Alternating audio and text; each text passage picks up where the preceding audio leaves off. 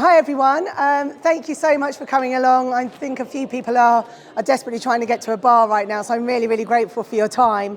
So I'll just quickly introduce myself. My name's Jules. I am Business Development Director for a company called Active Insight, although you would have heard us today being referred to as LeisureNet. We're going through a bit of a rebrand. And I'd like to introduce you to a very special guest who has kindly agreed to join me this afternoon. Over to you. So hi, I'm Neil. I work for a company called Four Global. Potentially one or co-host you might have. We kind of go into a little bit around what we do in a little bit. So for now, I'm going to leave all you that suspense of what Four Global do, okay? Thanks for that, Neil. So today we're going to talk about how to seal the leaky buckets, and we're going to be looking at your customer experience. If at any point you can't hear me, just let me know, because my voice is on its way out, so you must forgive me. For anyone who was just in the Winning the War on Attrition session, there's going to be a bit of duplication here today because we've got these wonderful data sets to share with you. But who are we at Active Insight? Well, we do a number of things within the active leisure industry. So we deliver a number of events throughout the year, where we bring operators and suppliers together, a little bit like today. And these are a couple of events that we run a year. And then this is the main area that I'll be talking to you about today. So we have a number of online platforms that enable you to measure and manage your customer experience to help you seal that leaky bucket. We have something called the Consumer Insight Panel. We have access to 62,000 respondents within the UK, and we can understand various consumer behaviours, such as, do they want to go trampolining more often? What are the barriers to being physically active? Is there a desire to be more physically active? And I'm going to share some of this insight with you today. We then have Swim Focus and Sales Focus, which are generally our lead generation platforms, so inquiries come through.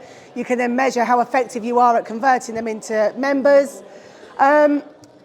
Feedback is vital to us at Active Insight, so we have a number of platforms to allow you to hear the voice of your customer. So we have one platform called Feedback Focus, which is quite reactive, but then we have a measurement called the Net Promoter Score, NPS. Just a quick show of hands, how many are you familiar with NPS? I know, it's always a bit of a kind of. So for my friend at the back, some of this you're going to be very familiar with today, but we'll be exploring NPS a lot more. We have a platform called Recovery Focus that enables you to essentially shine the spotlight on that cancellation, which might seem like a really odd thing to say. But if we were to give cancellations the time we give point of sale, imagine how many more members we would be retaining. So we're going to share some of that data with you as well. And then finally, we offer team NPS as well, bespoke training, consultancy, etc. So that's just a little bit about us at Active Insight. Neil? And then, Four Global. So we're a long-time partner of, LeisureNet, now Active Insight, where Active Insight do, as you've kind of seen from there, a lot of the qualitative side of data. We do a lot more of the quantitative with participation information.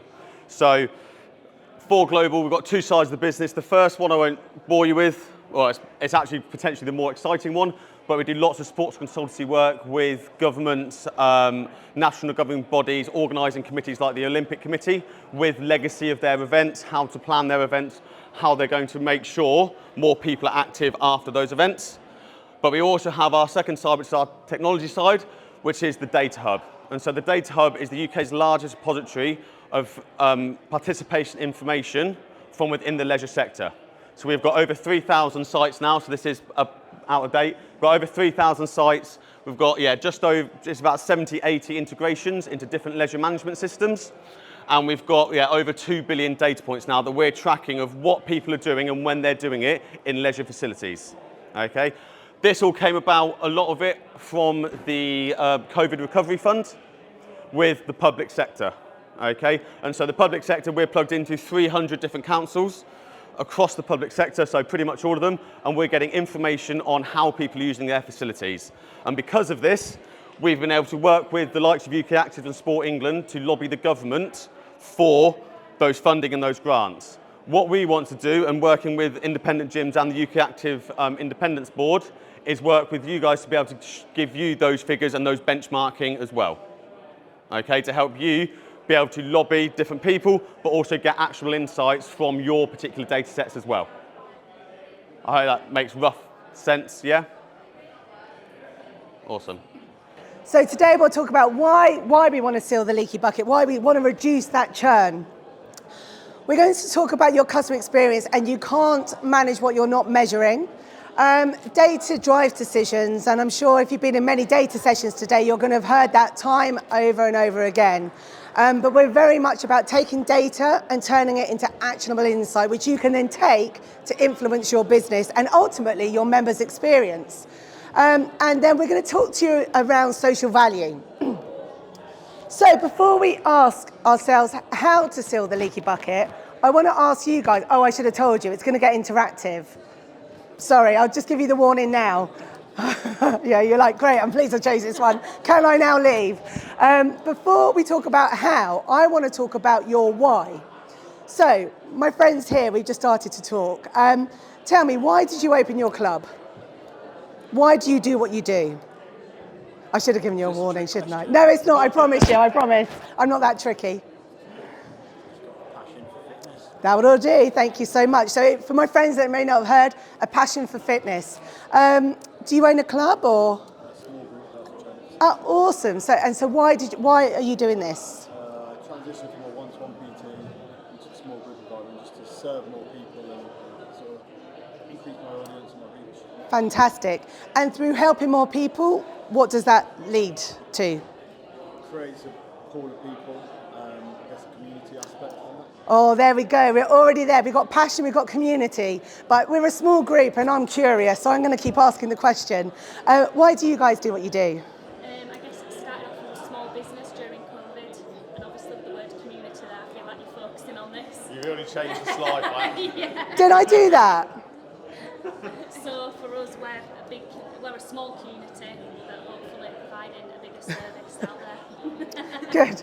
Well, I'm pleased. It's like, yeah. I'm pleased that I've got obviously a very, very happy thumb that's like, let me tell you the answer. Again, are we thinking community, anything different here? Big on community. And rightfully so. Do you guys own a facility? In the process. Ah, fantastic. So, and what do you want to create a sense of? What does this look like for you?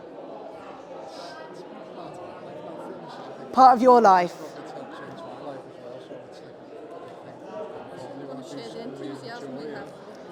Oh, I tell you what, where are you opening your club? I want to come and give it a go. It's sharing that enthusiasm, that you feel the benefits, you understand that. Guys, do you have a club?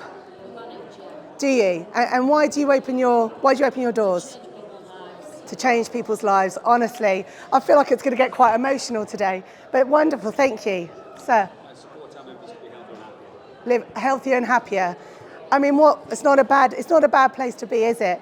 I know we caught up over lunch, but share with us today. Why do you do what you do? And I know how passionate you are.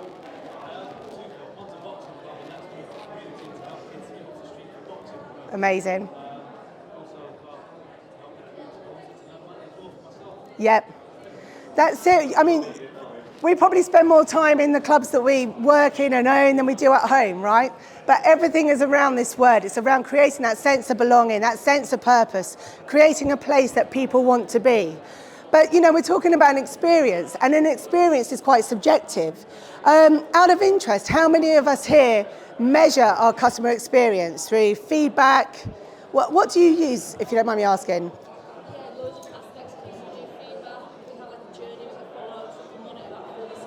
Brilliant.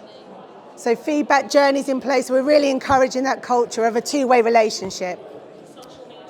Social media is vital, and I'm going to share some stats with you in a moment around where you can reach your members. But everything we're doing is about creating that sense of belonging, a place where people want to be, where they can be healthier and happier, that they're intrinsically motivated. They want to be with you guys. It's not like, I've got to go to the gym. It's, don't put anything in Mum's diary on a Tuesday night because she's doing a training session. She's not going to entertain it. It's, again, how can we be a part of people's lives?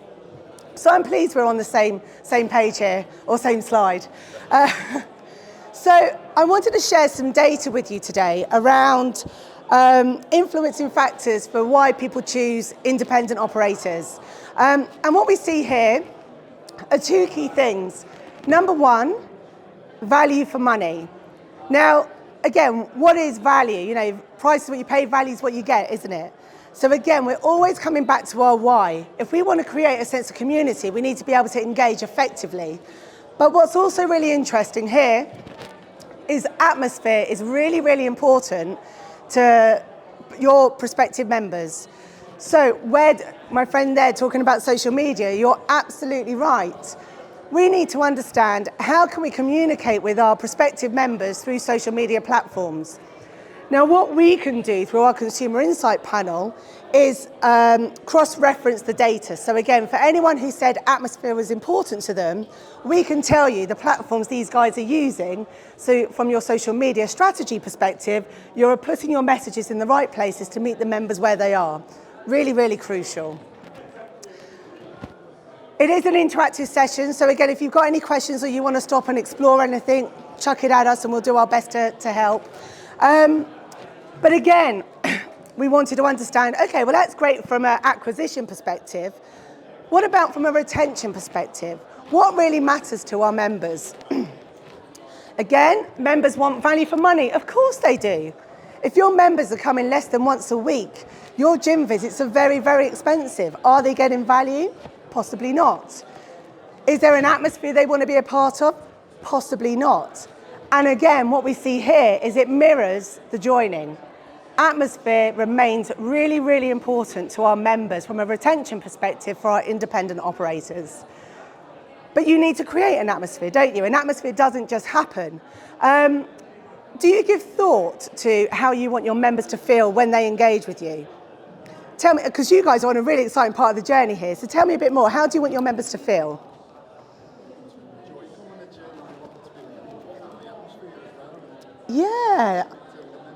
Yeah, absolutely. So for those that might not have heard, enjoyment, that family approach, making people feel like they're really part of something. Anything else?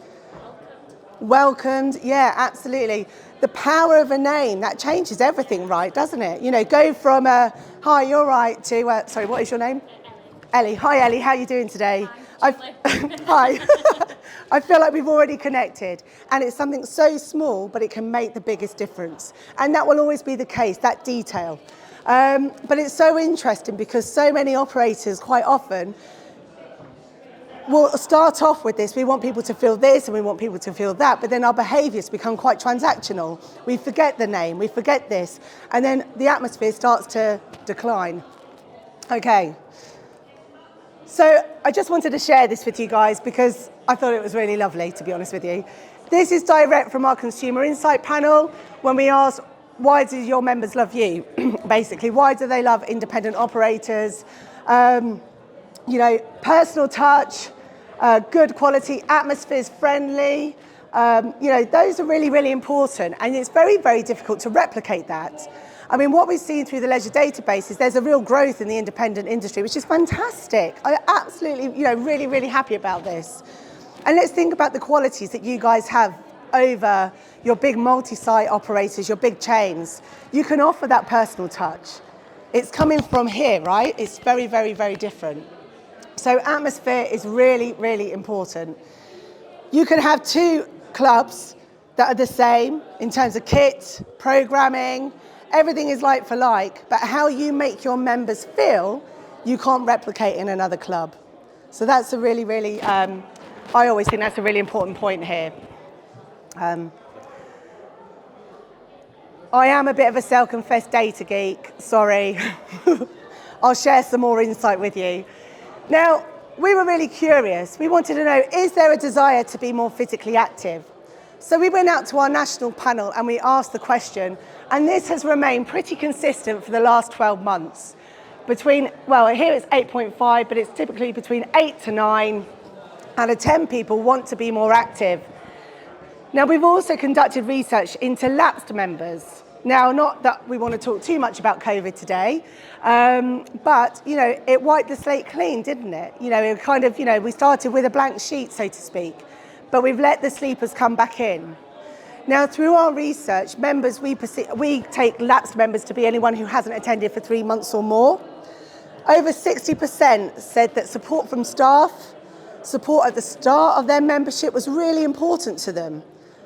but wasn't delivered. So again, in terms of those member behaviours, we need to really understand that from the outset, because your team, if you have a club where you have staff available or a team available, they want you guys to engage with them. They haven't gone down the budget route, they've chosen you because they want an experience. So we know people want to be more physically active, and this isn't just those that are inactive. I want to be more physically active. So again, it's understanding people where they are and how you can generate those return visits and that behavioural change. In this particular data set, we looked at what people had used in the previous 30 days. I mean, it's still alarming that almost half of our panel of 500 hadn't done anything. We all know the potential, but it's still, I see stuff like that and it still blows my mind. I'm like, how? Outdoor space is starting to see a bit of a decline. Again, COVID, everyone was out.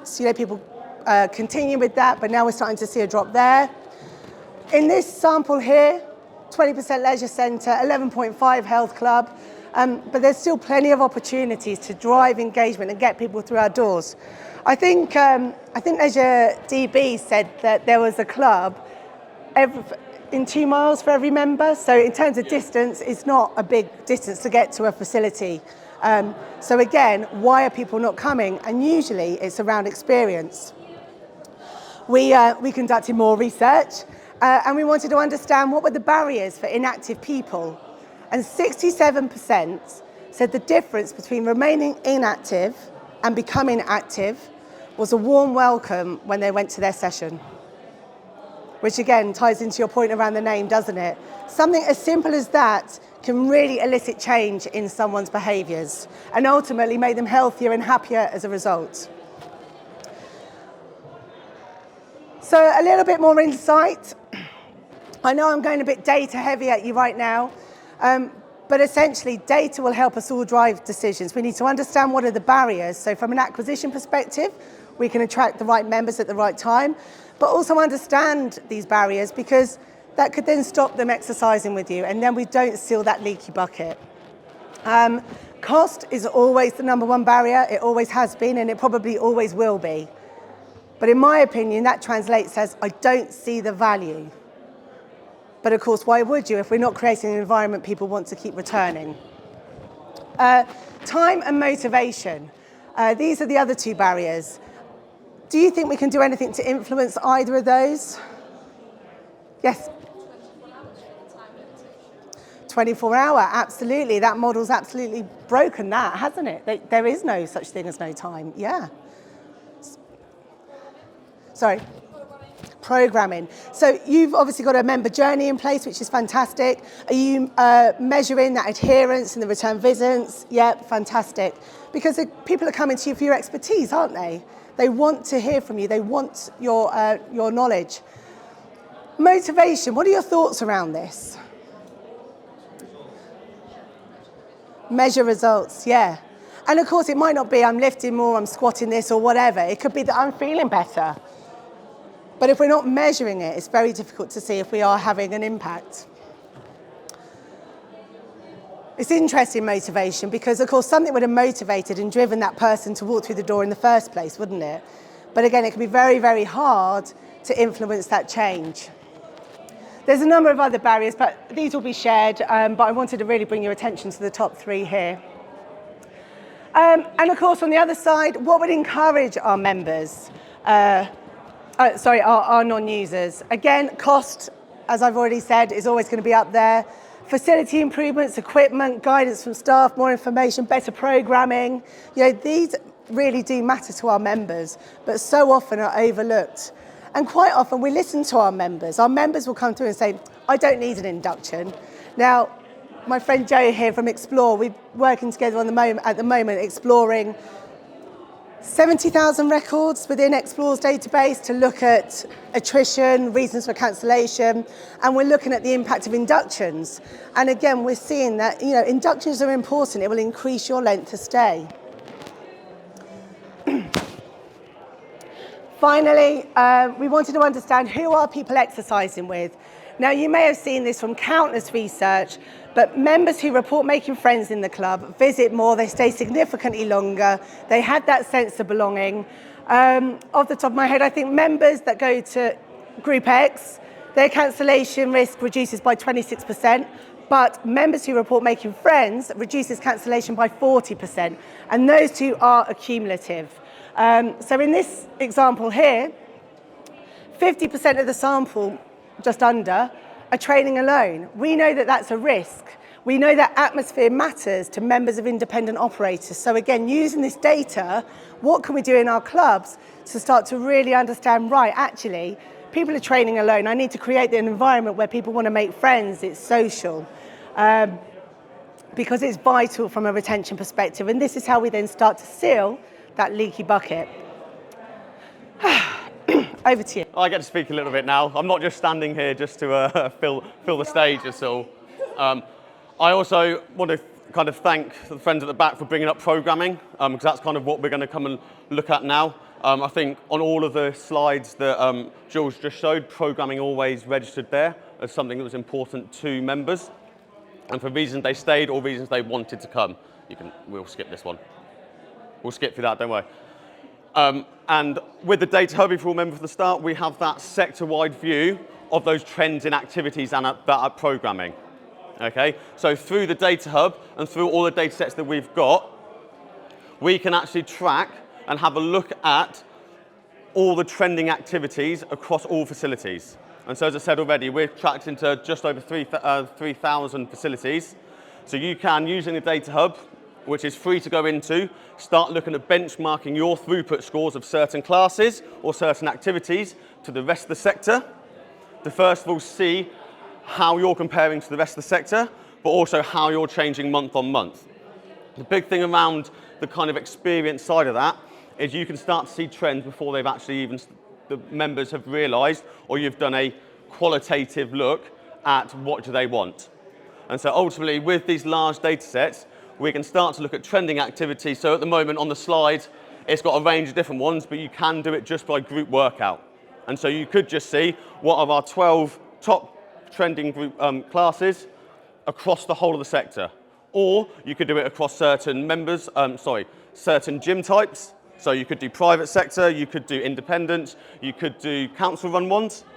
But what all of that allows you to do is start to give that base for that atmosphere that you're creating by that starting with that strong programming that you know your members want, that are going to drive, one, new members to the facility, but two, members to stay in the facility because they've got those members of staff taking those courses that they like, but also you're doing the right programming for what they want. And that all comes from having these large data sets. And so what you can gain from that is those actionable insights. That means you don't have to wait to the end of the quarter to have a look at your group workout and see what classes you want to run. You can do it, these are dashboards that are updated daily. And so you can go in and have a look. Not that I would recommend looking at your group workout timetable daily to have a look at what it's going to be next week, but you get my point. All of the data comes straight from the leisure management systems. So as I said, create that programming to start as a base for you, to then build that atmosphere and that experience on top of to help with that retention pieces. Okay, because as we all know, and I know Guy's spoken about it before, Paul Bedford spoke about it on the winter one, the number of times people come to facilities directly correlates to how long they stay a member. And so if we can get the programming right, so they're coming 3, 4, 5 times a week rather than once a week, ultimately their membership can double, according to Les Mills' presentation earlier, if any of you are in it, it's almost 10 years if you've got the programming right, if they're coming to about 5 classes a week. Okay? And through these data sets, as I said, you can make sure your programming is up to date and regular. I think the next slide just says that as well. Yeah. It looks at occupancy, capacity levels as well. And so what you can start to do is look internally at your data. So who tracks their kind of occupancy levels at the moment? Yeah. How long does it take you to work that out?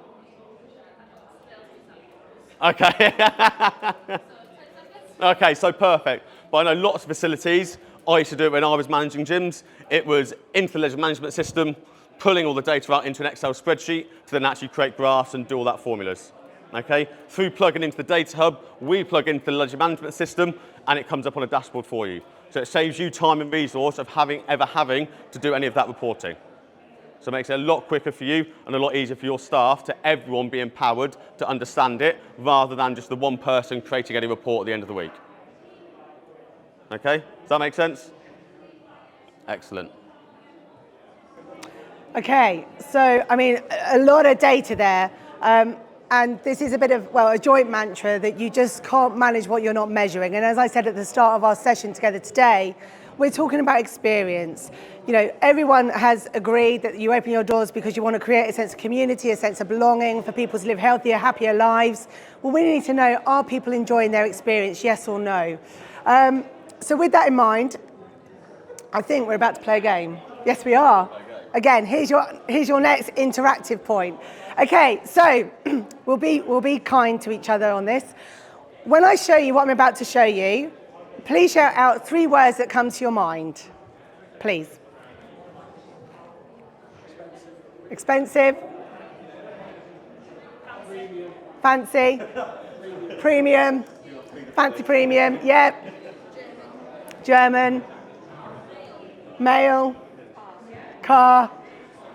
Good stuff. Okay, fine. This is good. Again, 3 words, please.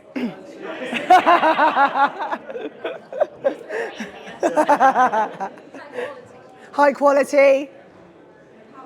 Power. Yeah, absolutely. Anything else? Easy to use. Yeah. Let's face it, when you're in with them, you're not coming out of it really, are you? So they're very, very good at that. Again, innovative. It's that high-end premium experience, isn't it?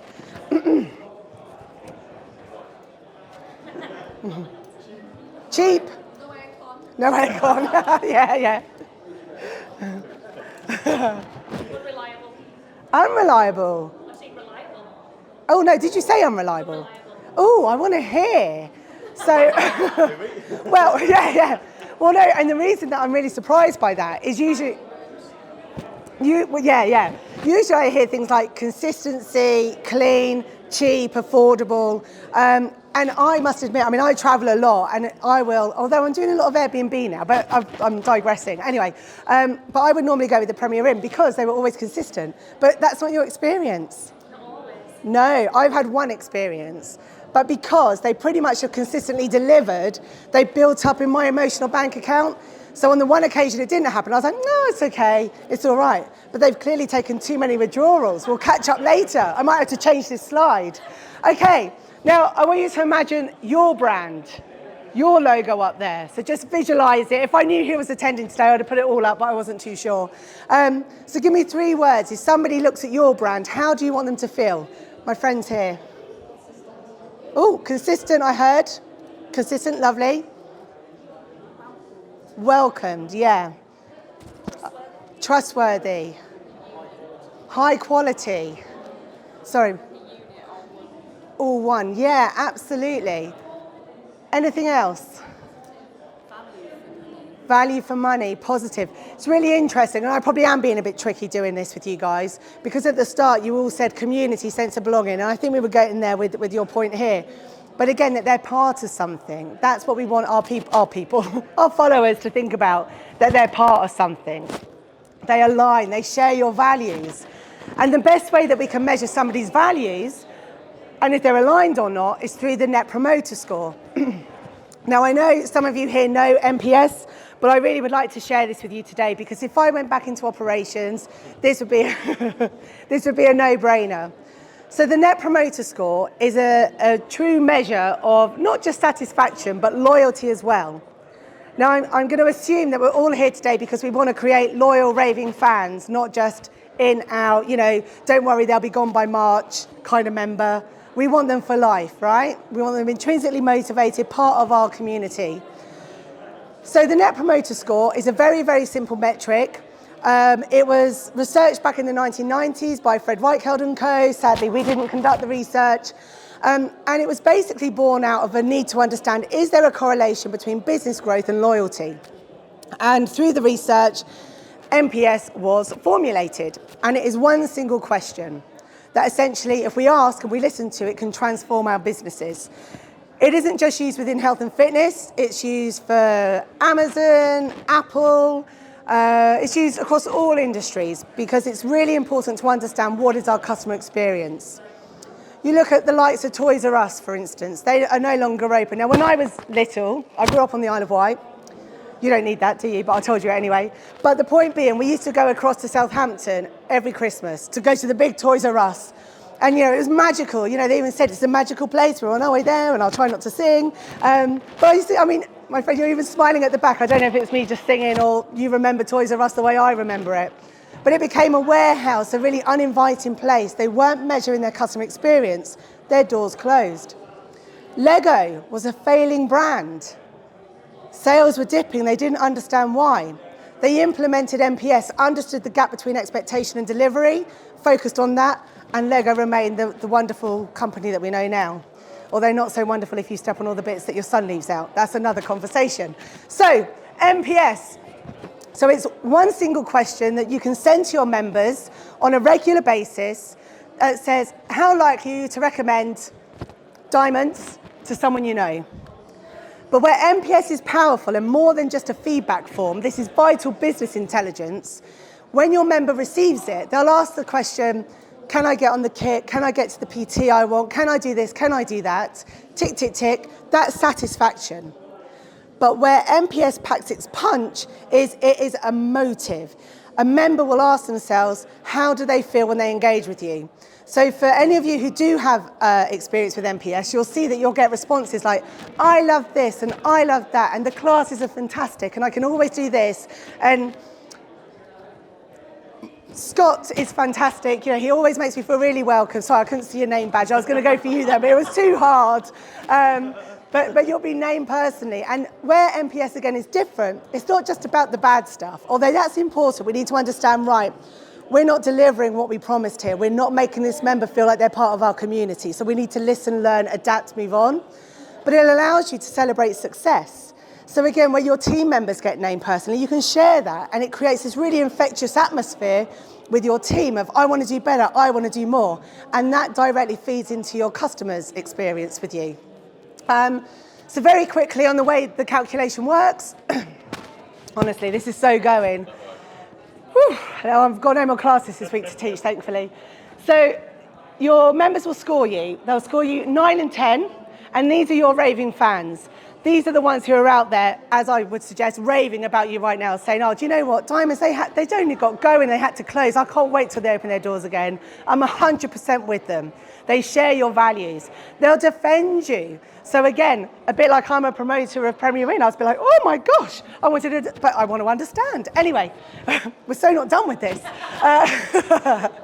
So promoters, let's learn from them, let's do more of it. Then we have our passives, our 7 and our 8s, and these are our fence sitters. And they're a very interesting category of member because we can learn a lot from them. These are the ones, if you said, all right, Jules, but listen, what is the one thing we could do better? I could say, oh, could you fix that locker? Because I like that locker. I always use that locker.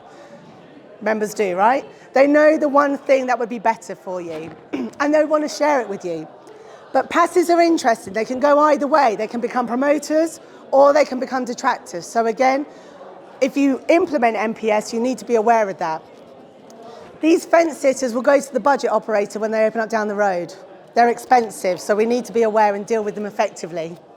And then finally, our detractors. So if you had a member that had a neon flashing light saying, I'm going to leave, I'm going to leave, I'm going to leave, would you do something or would you let them go? Yeah.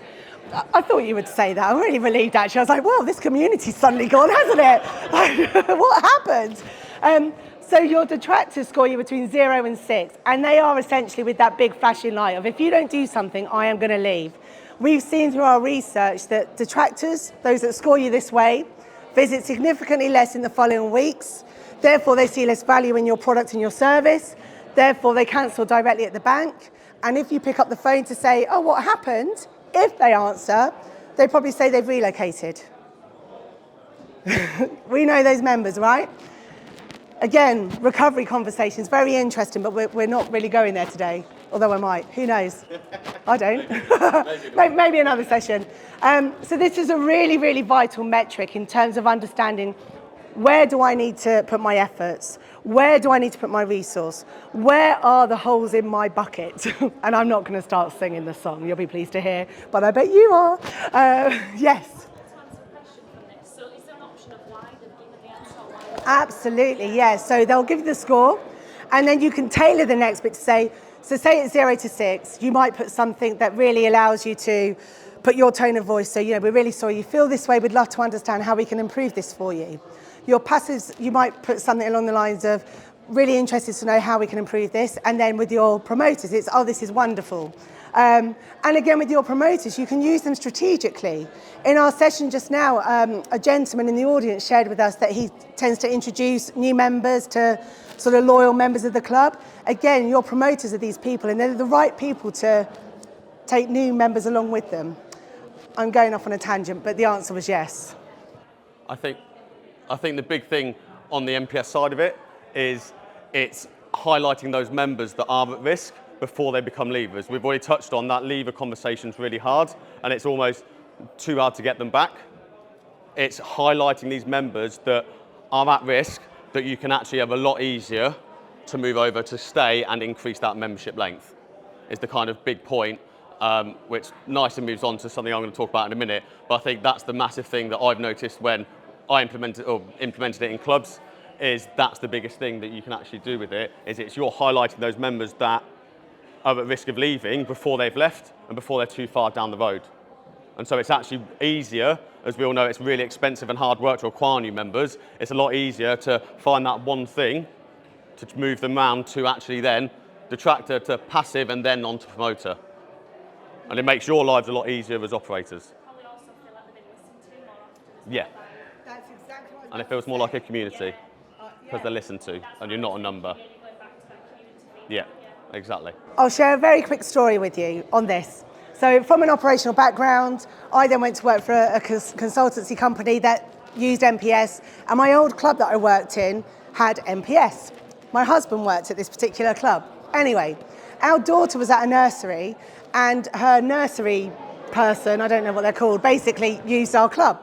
On this particular day, she'd had a really shocking experience, and Fran was lovely. Like, she wouldn't say boo to a goose, but she got this email and became a bit of a keyboard warrior and was like, rah, rah, rah, rah, rah, rah, rah. Anyway, my husband had picked this up, did what he was supposed to do, say, look, really sorry, let me understand what happened, rah-de-rah-de-rah.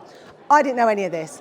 I go to pick up my daughter, and Fran literally comes running down to me and goes, Jules, I'm so sorry. And I was like, why? What have you done to Eve? And she was like, I didn't know anyone was going to pick up my comment today, let alone it be Carl and all of this. But it really mattered, because she was like, people are listening. People want to understand. So yeah, absolutely. And Eve was fine, by the way. It was me having a heart attack. All right, over to you, Neil.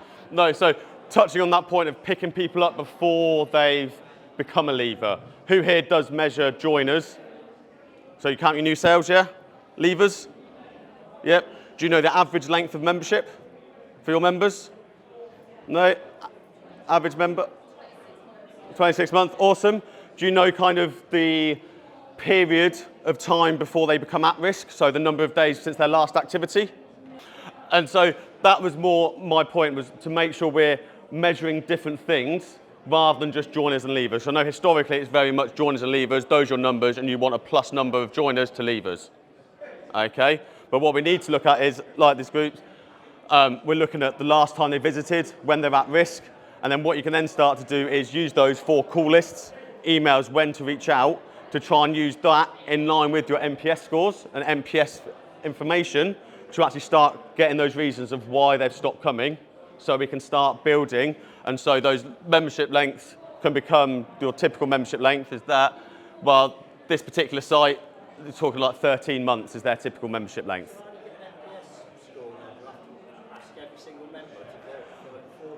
It's not, it's a sample size, isn't it? Yeah, there's a number of ways in which you can apply MPS, and it really depends on your overall strategy. So, for instance, some of our partners we work with send out an MPS survey once every quarter. Some have it going on a daily basis, so you've got that daily trickle of intel. There's a number of ways. My perception on things like that is it's only the moaning ones that are going to feel that sort of thing. It's interesting, and a lot of people had that perception. I'm jumping ahead, but basically I'm offering a free MPS today, so let's do this and let's test the water, but you won't, because it probes both dimensions of loyalty. You will get members that go, you guys are great, you are this, you are that. It really casts the net wide, whereas your standard satisfaction surveys are typically more biased into what's wrong, what's this, what's that. Nature, it's easy for people to criticise rather than to praise. And it always is, but you'll be very surprised at the kind of data that you get from this. And if it is all criticism, then I would suggest there's something there we need to uncover and look at. But it's that intelligence that, it takes it away from that gut feel to insight is better. You've got a good indicator of your club, but this will give you complete visibility. So yeah, we'll set that up if you want to. The next bit was I'm really happy that everyone's brought up community and making everyone feel healthier, because I don't know how much anyone knows about social value. Has anyone knows much about social value, heard about social value at all? No, I've got lots of blank faces, yawning, saying let's go it's time for a drink sort of thing. So very quickly, social value is showing the monetary figures of people doing physical activity at your facility. And so ultimately what it's looking at is who is doing 150 minutes of physical activity in your facility and what that creates to the community along 4 pillars. So your 4 pillars are your physical and mental health. So by doing 150 minutes of physical activity, they are reducing their risk of heart disease, diabetes, cancer, there's 7 non-communicable diseases, between 20 and 40%. So that is saving money to your local NHS because they're doing this exercise. Okay, so that's a monetary figure is given. Subjective well-being, so that's on their mental health side as well, and then also on that overall subjective well-being, we all know it, we all exercise, we know how we feel better after exercise. That's a monetary figure. Your individual development is, again, that's looking at attainment levels of children, so if you're working with youths, and the attainment levels of education students, so the increase in salary they get purely because they do 150 minutes of physical activity at work, physical activity. And then your social and community development, where we're looking at reduced crime rates and the savings to the justice system, and that community feel that is created from doing group exercise or being at a facility. And now I'm seeing lots of sceptical faces, okay? I'm just thinking it increases people's longevity of life, which means that the government's got to pay out more pensions. Okay, there is that way to look at it. So does the local council that costs the government. In the long run, potentially, but we are reducing those risks of the non-communicable diseases. This was funded by DCMS for Sheffield Hallam to do all this research. So DCMS and Sport England have done all this research, and these are the formulas that are used within this. And so what it can do, if you go to the next slide for me, is start to look at that experience side of things slightly differently. Because now we're looking at that attention piece around who's doing 150 minutes of physical activity. And what it can show you is to start to show you the number of people that are doing a physical activity and doing 150 minutes of it, and the monetary figure that they're creating to your local community. It comes up on maps so you can see where you're targeting as well, so you can change where you're targeting. And you've got these 4 key pillars where we can start to see the value that you're saving your local community. So this is a lot of what the public sector have used to get more lobbying and more funding from DCMS and Sport England. Yes, that is, yeah. So averagely that's 3 to 5 times a week, which is, again, fits in with that Paul Bedford stuff around retention as well. And so that can give you a split. So not that you can see it, this particular facility, 100,000 people used it, okay? And you've got 29,000 of them did 150 minutes a week across the whole year. 71,000 didn't. So that comes to those 71,000 are already your at-risk members. And again, that can be hyperlinked to your leisure management system to give you those lists of people as well. And ultimately what it does, it allows you to show your effect to the wider community, to your hub of the community, and it also shows your members of the good that they're doing for their community by exercising in your facility. Okay? But the main thing, I'll be clear, the main thing that we want to be able to do for the independent gyms is to show the value that you have to the country as a whole. So Swim England recently released one that there's something like 331 million because people go swimming a year. Okay, the public sector have got their figure, we want to be able to do it for the independent sector, because at the moment, we can't do that. And we want to be able to help UK Active, independent gyms and Rob and that independent council come together to be able to do that and to be able to show the value that independent sector has. We know there's over 2,500 facilities in the independent sector to create that social value. But it all comes down to 150 minutes of physical activity, which all leads to those retention, which again leads back to the experience and making sure that programming's right. Okay? So I think we've been given a 1 minute warning. We've been given the 1 minute. I'm sure Jules has got us one story for us left that she can tell us the last minute. Here we go. There we are. So we are here to help you guys seal the leaky bucket, whatever that looks like for you, wherever your challenges are. So as I've just said, you know, from us at Active Insight, we would love to support you guys, and we're offering a free MPS. So if it is that, hey, let's just draw the line in the sand. Where are we? What does this look like? I mean, I'll share our details in a moment, or just feel free to hand back and we'll have a chat. But you know, data is at the heart of everything, essentially. It's turning that data into actionable insights that allows you to then really continue to monitor, measure, and improve your members' experience so they live happier, healthier lives, and we can remain passionate and keep our doors open for the right reasons. So, oh, there's some reports that we have. I can send them to you. Just give me your details. But yeah, essentially a massive thank you from both of us today for coming to join us. I hope it's been useful. No, I hope it's been useful, and with the Data Hub, it's free to join. It's free for that integration to give you that first benchmarking piece as well from this. So if we want, take my email down, Jules can pass it on as well later on. Rob's got it as well to try and help towards that sector. There's Rob around the Independence Council as well, around speaking to UK Active and trying to get this bigger picture as well. But with the Data Hub, you can get actual insights into your data as well and your participants. Okay? And yeah, again, thank you. Thanks, guys. Cheers.